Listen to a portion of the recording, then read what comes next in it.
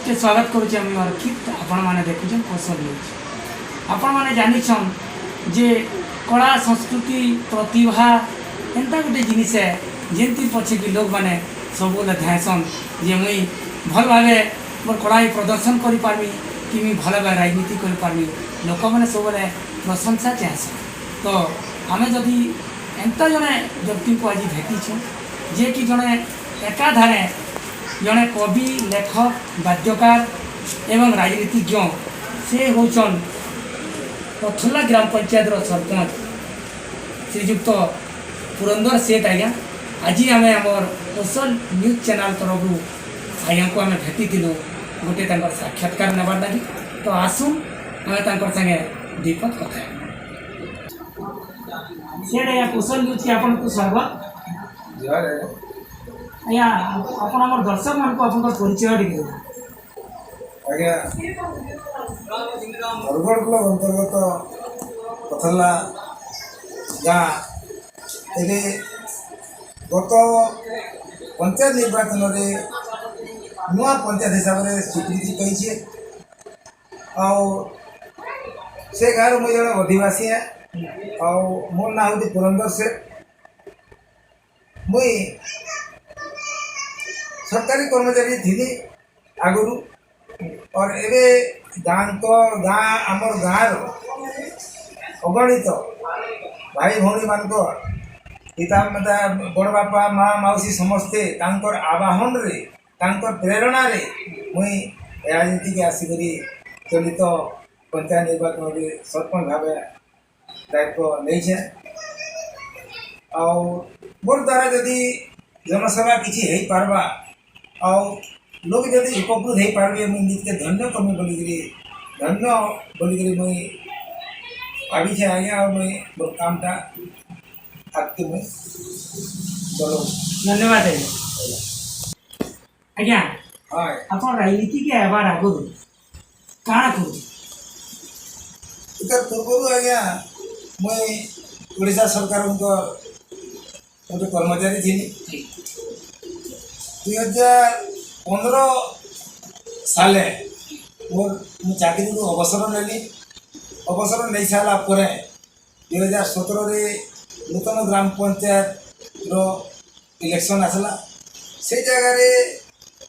आमर सरपंच भाव में गोटे एससी कोटा हिसाब से सरकार जड़े एससी कोटा हिसाब से आमर गोटे निजुक्ति बाहरला आउटा आमर गाँव प्रेरणा से मते पुरंदर सेठ के आम सरपंच कर्म बोल भाविले और सर्वसम्मति क्रमे मुझे तो राजनीति के आसबार मोर इच्छा भी नहीं थी किंतु मोर गाँव अगणित भाई भौणी मान प्रेरणा से मत जिते बेले क्षेत्र के आसबार लगी प्रेरणा देले उत्साह कले मुझे कथा के न्याय काटिक मुझे राजनीति के आसली। और 2017 निश्चित भाव आम पंचायत समस्त अकुंठित चित्त अकुंठित प्रेरणा अकुंठित साहाय्य मुई सरपंच पदटा अलंकृत करे और किसी दिन गलापर आमर ये सरपंच पदटा भी बोले जाइपा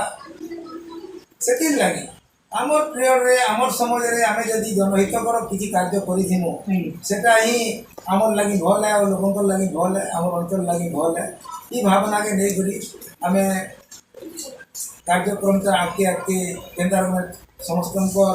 सहानुभूति के नहीं करी समस्त साहाय्य के नहीं करी समस्त मन कथा के बुझी करी समस्त असुविधा के दूर करवार आम चेष्टा करी आम काम कर। कला संस्कृति आप आगर कला संस्कृति देखो आज्ञा कला संस्कृति मनीष कला बिना बची पार्टा मुस्किल है। आग काल आम माने मोर समय भी मुई जो पाठ पढ़ुलु आम डिग्री थी पाठ पढ़ु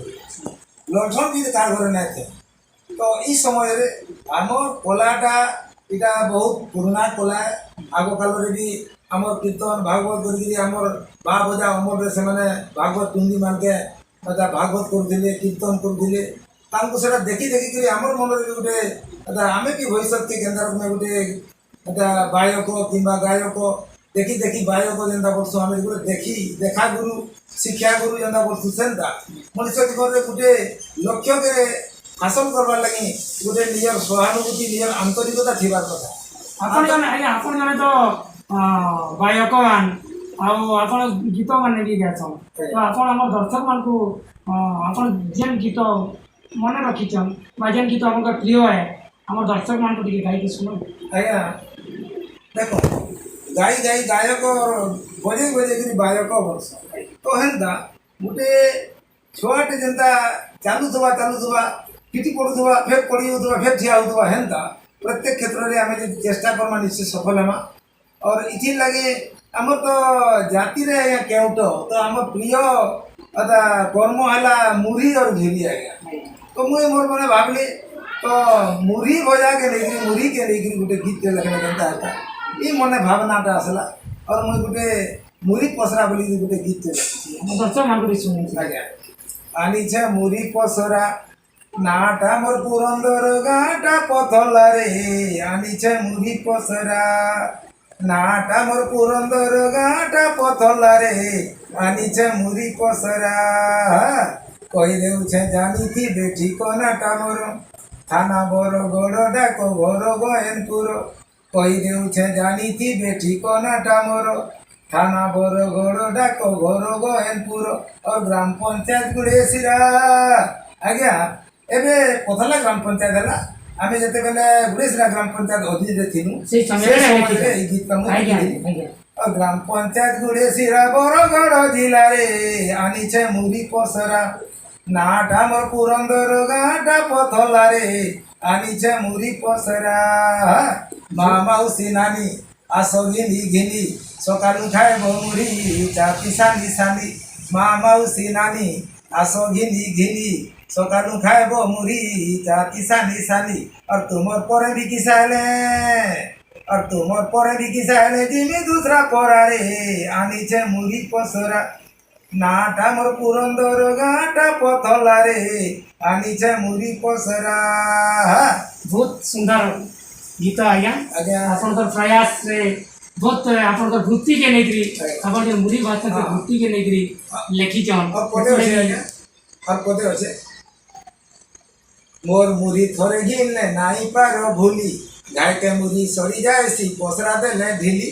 मोर मुढ़ी थोड़े घिनले नाई पार भूली और गाय के मुढ़ी सड़ी जाए सी पसरा देले ढीली और खाइले सीने जानबो मुढ़ी और खाइले सीने जानबो मुढ़ी बासी की तो तला रे